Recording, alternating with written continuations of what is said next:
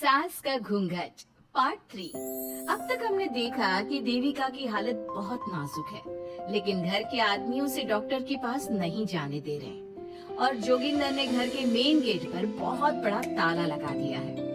लेकिन देविका की सास विमला पहली बार घूंघट उठाकर समाज के बनाए नियम का उल्लंघन करती है और देविका की जान बचाने की कोशिश में जुट जाती है। मैं भी देखती हूँ मेरी बहू को डॉक्टर के पास जाने से कौन रोकता है। देखो सचिन के बापू, दरवाजे की चाबी दे दो मुझे। तुम्हारा दिमाग ठिकाने पर है। पहले सर पर पल्लू रखो और अंदर जाओ। आज तक मैंने अपना हर गलत फैसला सर झुकाकर स्वीकार कर लिया, लेकिन आज मैं आपकी एक बात नहीं सुनूंगी। मुझे मेरी बहू की किसी भी कीमत पर जान बचानी है। मुझे चाबी दे दीजिए। पिताजी, माँ ठीक बोल रही है, चाबी दे दीजिए ना, नहीं तो देविका नहीं बचेगी। देविका मरती है तो मर जाए, लेकिन यह दरवाजा नहीं खुलेगा। तुम सारी औरतों को इस देविका नाम की बीमारी ने पागल कर दिया है। इस बीमारी का अच्छी तरह से इलाज करना आता है। वीना बेटी, सुजाता बहू, जाओ अंदर से देविका को लेकर आओ। विमला ये बोलकर अपने पति के हाथ से चाबी छीन लेती है। तभी महेंद्र विमला का हाथ पकड़कर चाबी विमला से छीन लेता है। भाभी, घर के मर्दों से टक्कर लेकर आप अच्छा नहीं कर रही हो। ये इस घर के संस्कार नहीं है। महेंद्र की बात सुनकर कम्मू अपने पति के हाथ से चाबी छीन कर कहती है, इस घर के संस्कार क्या है हम अच्छी तरह से जानते हैं। आज इस घर का दरवाजा खुलकर रहेगा और देविका डॉक्टर के पास जाकर रहेगी। भाभी, ये लो दरवाजा खोलो। विमला ताला खोल देती है। तभी वीना और सुजाता देविका को लेकर आ जाती हैं। घर की सारी औरतें देविका को लेकर घर से जा रही होती है कि तभी सुजाता का पति मोहन उससे कहता है, सुजाता, तुम देविका को लेकर इस घर से निकल तो रही हो, लेकिन याद रखना, अगर तुमने एक कदम भी बाहर निकाला तो वापस इस घर में मत आना। मैं देविका के साथ अस्पताल भी जाऊंगी और वापस इस घर में भी आऊंगी। देखती हूँ कौन रोकता है मुझे।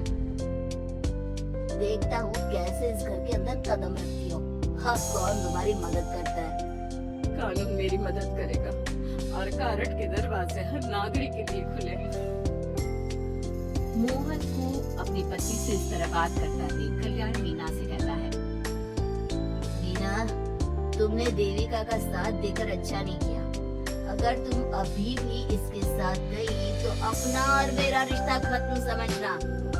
मुझे कोई फर्क नहीं पड़ता। तुमने आज तक किया ही क्या है मेरे लिए। तुम खुद घर जमाई बनकर मेरे घर में रह रहे हो। कभी 100 रुपए की साड़ी दिलाई है मुझे। मेरे आने से पहले मेरा घर छोड़कर निकल जाना, समझे? ये बोलकर वीना और घर की सभी औरतें देविका को अपने साथ अस्पताल ले जाती है। वहाँ जाने के बाद डॉक्टर जल्दी से देविका का चेकअप करता है। चेकअप करने के बाद वो गुस्से से कहता है, ये क्या किया है तुमने? क्या हुआ डॉक्टर साहब? आपकी बहू की इतनी ज्यादा हालत खराब है और उन्हें चोट भी लगी है, फिर भी आपने उन्हें हॉस्पिटल लाने में इतना लेट कर दिया। आपको 3 दिन पहले ही इन्हें हॉस्पिटल में एडमिट करवाना चाहिए था। हमसे गलती हो गई डॉक्टर साहब, लेकिन आप जल्दी कुछ करिए। हमारी बहू और उसके बच्चे को बचा लीजिए। देखिए, अभी कुछ भी कह पाना मुश्किल है। हम माँ और बच्चे में से किसी एक को ही बचा सकते हैं। आप सोच लो किसे बचाना है। डॉक्टर साहब, आप देविका को बचाइए, उससे कुछ नहीं होना चाहिए। देखिए, हमें देविका का ऑपरेशन करना पड़ेगा। आप इनके पति को बुलाइए, हमें कुछ पेपर पर साइन करवाने हैं। डॉक्टर की बात सुनकर सभी औरतें सोच में पड़ जाती हैं। तभी वीना कहती है, डॉक्टर साहब, इनकी पति नहीं आ सकते। ये इनकी सास है विमला देवी। आप इनसे साइन करवा लीजिए। लेकिन पेशेंट की हालत इतनी नाजुक है, इनके पति है कहाँ? वो अपने आदमी होने का धर्म निभा रहा है। पति धर्म के बारे में उसे कुछ नहीं पता। डॉक्टर साहब, वो नहीं आएगा। क्या क्या करना है आप मुझे बताइए। थोड़ी देर बाद डॉक्टर देविका का ऑपरेशन शुरू कर देते हैं। जब वो ऑपरेशन थिएटर से बाहर आते हैं तो कहते हैं, आप लोगों की किस्मत अच्छी है। देविका भी सुरक्षित है और उसका बच्चा भी। डॉक्टर, बेटा हुआ है या बेटी? बेटा हुआ है।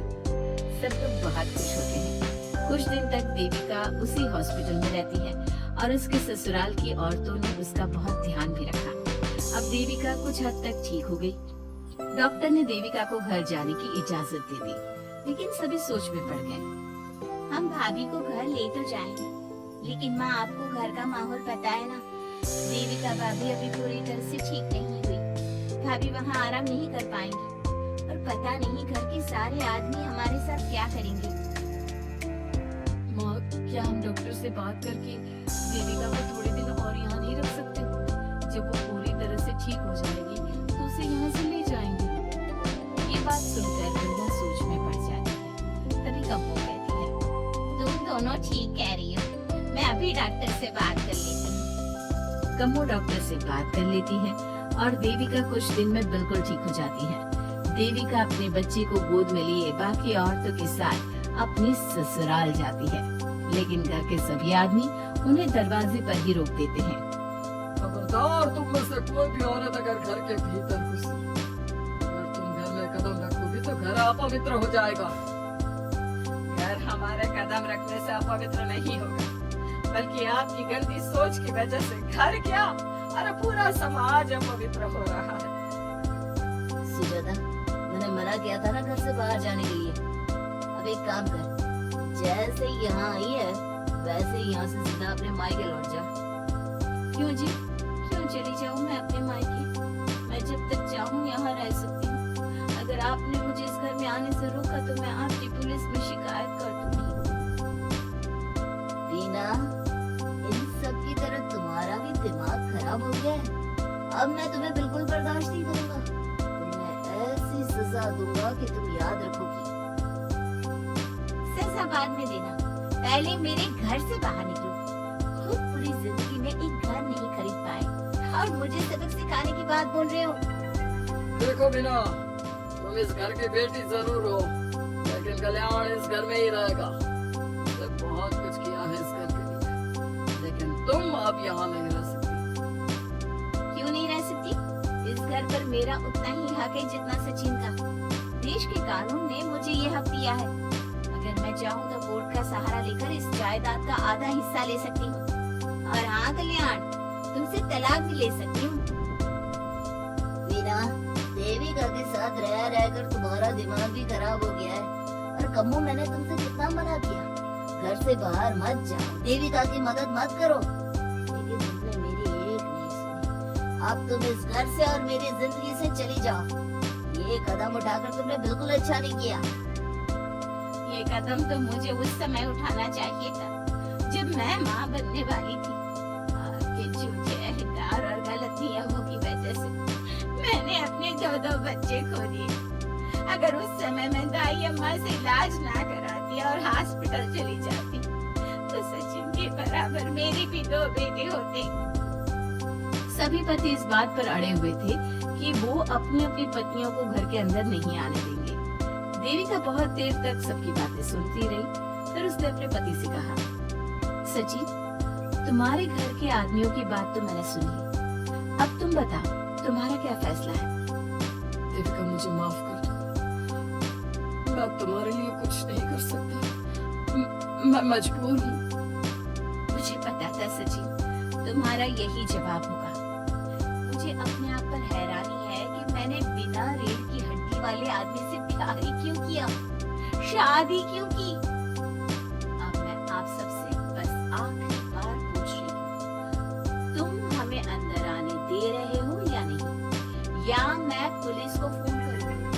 देविका, आज तक हमारे गांव में पुलिस ने कभी कदम नहीं रखा, अब तू हमारे घर के दरवाजे पर पुलिस को लेकर आएगी? तेरी हिम्मत कैसी हुई ये बात करने की? आज तक इन औरतों ने घर से बाहर कदम नहीं निकाला था, और 2-4 दिन में तूने इन सबको इनके अधिकार भी याद करा दिए। अब तो पुलिस घर में नहीं आ सकती। घर की औरतें घर के बाहर खड़ी थी और घर के आदमी घर के दरवाजे पर। उनकी लड़ाई देखकर पूरा गांव इकट्ठा हो गया। देविका को अस्पताल पहुंचाकर घर की औरतों ने काम को अच्छा किया। इस काम से देविका और उसके बच्चे की जान भी बच गई, लेकिन इनकी जान बचाने की कीमत घर की औरतों को कैसे चुकानी होगी, इसके लिए आपको आने वाला एपिसोड देखना होगा। और हमारे प्यारे दर्शकों, हमें कमेंट करके जरूर बताइए कि देविका के साथ बाकी औरतों को क्या करना चाहिए।